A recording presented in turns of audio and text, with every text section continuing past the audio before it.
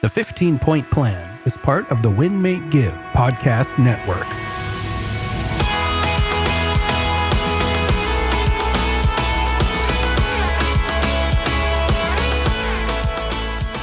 Welcome to the 15-Point Plan podcast. Chad Himes here.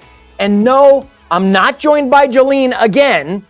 No, it's not that she's still sick. It's I had the opportunity to talk with Jacqueline Smith, and I just had to bring her back because she posted something the other day on Facebook that I thought was perfect for our influences conversation. Jacqueline, welcome back to the 15-Point Plan podcast. Thank you, Chad. Hope things are well with you. I want to dive right into this because you posted something recently on Facebook, caught my eye.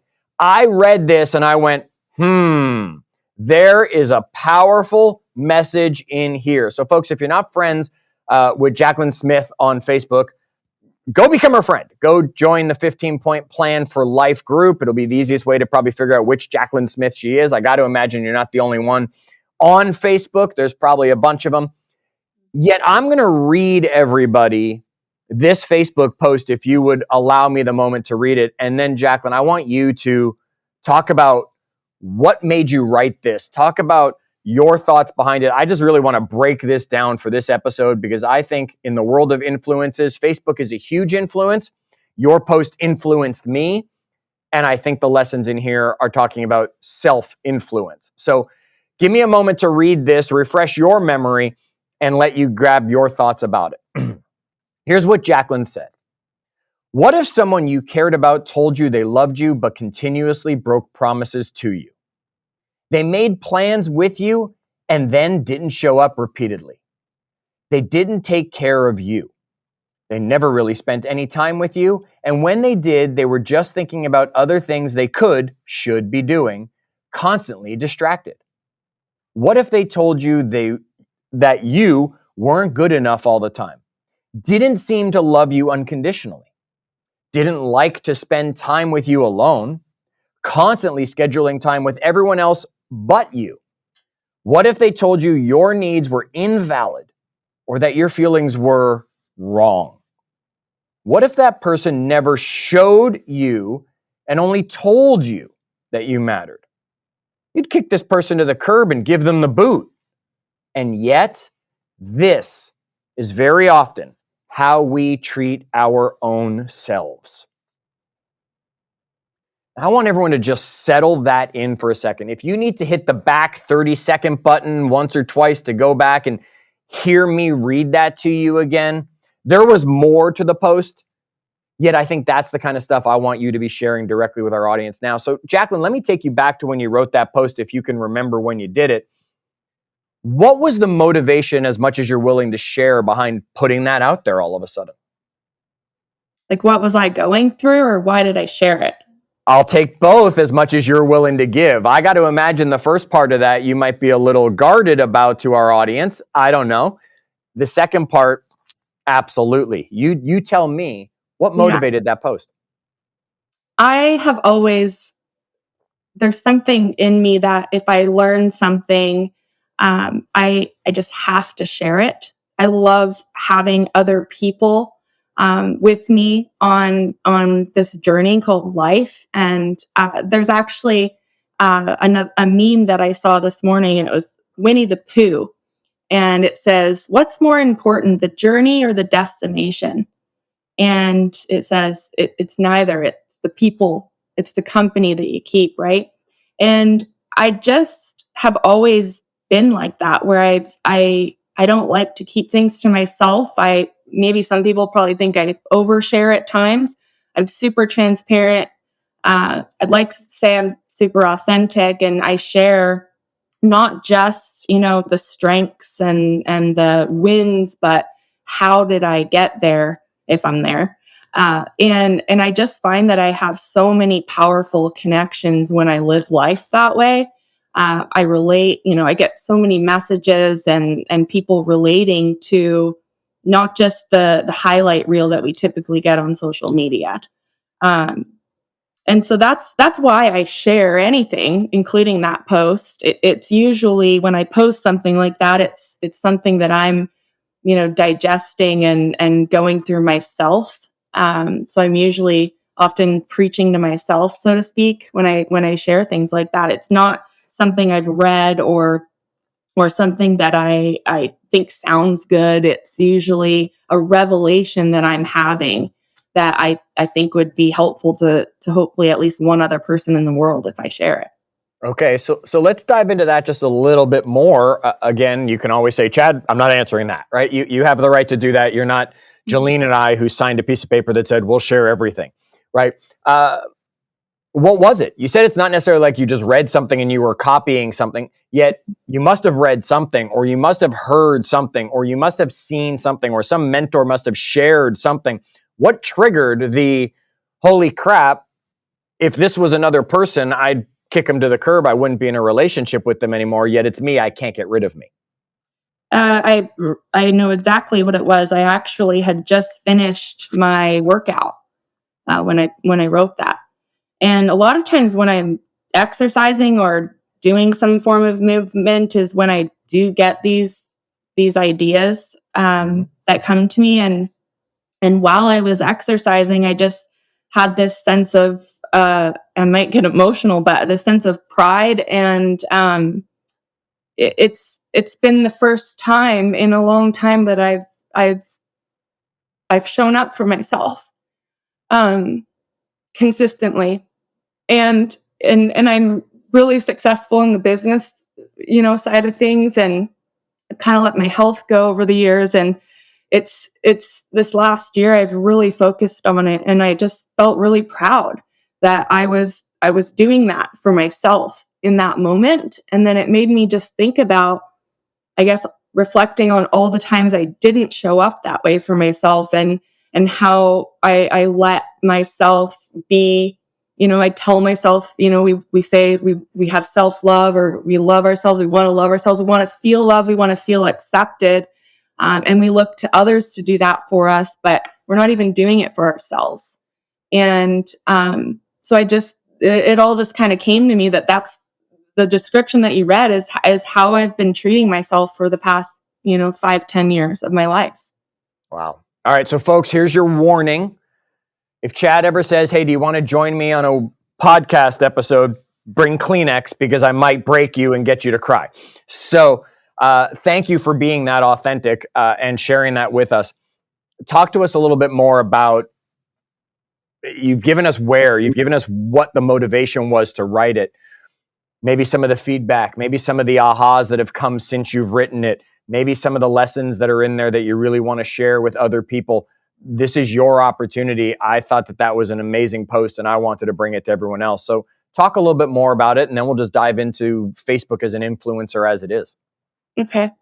Yeah, I did get a lot of messages, private messages and comments on the post, and people reached out just to say, a lot of them private messaging me saying, oh my gosh, I'm on this journey too right now. And it seems that a lot of people, I don't know if it's because of COVID or what's going on, but people are kind of waking up to the fact that, if we don't take care of ourselves, we don't have our health, we don't show up for our own selves, then what do we really have? So I think that for me, I didn't realize, like, I was trying to feel this sense of, like I said before, confidence and acceptance. And yet I was constantly breaking promises with myself, like, oh, I'm going to do this meal plan or this diet or this, workout plan. And maybe I'd do it for a few weeks and then I'd break off, or even not even exercise, but journaling or just spending time with myself. I mean, really, if you want to love yourself, but you never spend time with yourself, it's like a marriage. If I never spent time with my husband, it wouldn't be much of a marriage. So how do you expect that you would feel positivity and love and acceptance and all of these things that all of us want? It's like, why we do most of the things that we do is because we're trying to feel something. And yet we're precisely avoiding doing the very things that will cause us to have that feeling that we're seeking. That's awesome. And you gave a great analogy there. I mean, it would be spending no time with your husband, and what kind of marriage would you have? Now, some of our audience is saying that's a good marriage, right? Yet, joking, of course, that we have to do that with ourselves. It's Nita, my wife, and I. We'll make a road trip for 2, 3, 4 hours. We'll never turn the radio on in the car, and there'll be plenty of silent times where neither of us are talking to each other or anything like that. I never used to be that way. I used to always have to have the radio going or have conversation going because I didn't want to be alone with myself. I didn't want to let my thoughts go. And now knowing I have this person with me, it's amazing. She'll get off the Peloton sometimes and be like, that's an instructor that doesn't know how to be alone with themselves because they can't shut up the whole ride, right? Whereas some instructors are like, all right, I'm going to give you this moment to think, right? And it's like, okay, get it. Those are our favorite instructors when it comes to it. So that's a really powerful message that you're sharing in there. It's something I hope everybody understands. And there's so many different areas of our life, even if you aren't going to necessarily love yourself and support yourself in every area at first.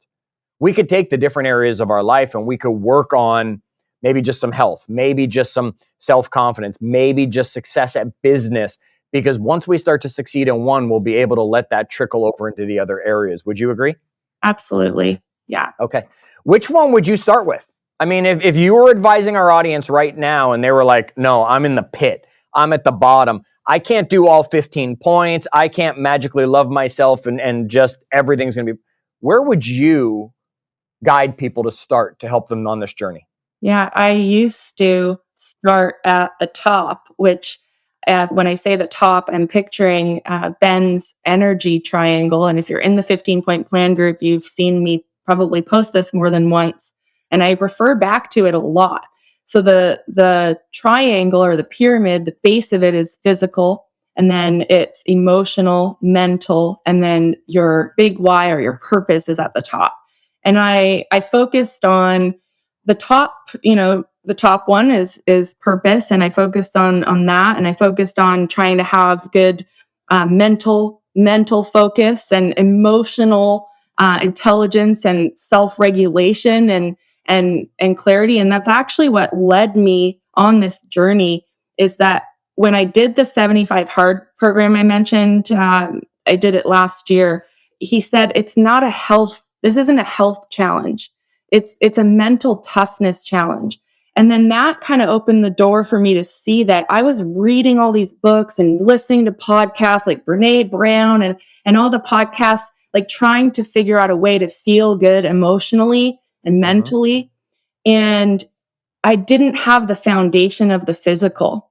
So I thought if I just work hard enough, I'll be able to feel good and manage my emotions and be the kind of person, the kind of human that I want to be. And I was always feeling like I was falling short. And what I realized once I started to put the physical as my foundation, right? The physical aspects, and I'll tell you what those are for me right now. It made everything else easier, right? Or unnecessary. It made everything else fall into place a little more. And I think I was working a lot harder. I was trying to build a building on a foundation that wasn't there. I had no foundation. And the height of every building is determined by the size of the foundation. And if I have no physical foundation, meaning that I'm exhausted because I'm not sleeping well, I'm not exercising, and for me, it started out as getting negative energy or built up, pent up energy out, because I'm a kind of a high energy person, high intensity person. And if I don't get that out and moving, then it's in me and it builds up. And then that's where you don't want to be around me. The other one is hydration and nutrition. So for me, those are like my 4 pillars. And now, the 15-point plan, I also have supplements. And for the first time in my life, I'm like a professional supplement taker. I've never been able to remember, but that helps me remember to take them. But that's like my 4 or 5, I guess, pillars for the physical. And that's where I would start. I did not start there. And I spun my wheels for a long time. And so I would start by just one thing. If you're not drinking water, just start drinking water. Or if you're not moving, you don't have to do Action Jackson, no pack to 6 pack. Just start out walking. In 2020, was my year. I was walking every day. And then 2021, I built on that and I did 75 hard and I started, you were my accountability partner. I started doing different workouts. I got a Peloton and now I'm building on that. Right. And so you can kind of see the progression. You don't have to go from 0 to being, a 6-pack guy overnight. That's just setting yourself up for failure. So take the next first logical step and just start somewhere. And then you can build on it. It's a journey. Yet start in the physical realm is what you're telling everybody, whatever your next first step is in the physical world, not thinking you're going to get your head right and everything's going to fix, or thinking you're going to get your emotions right and everything's going to fix.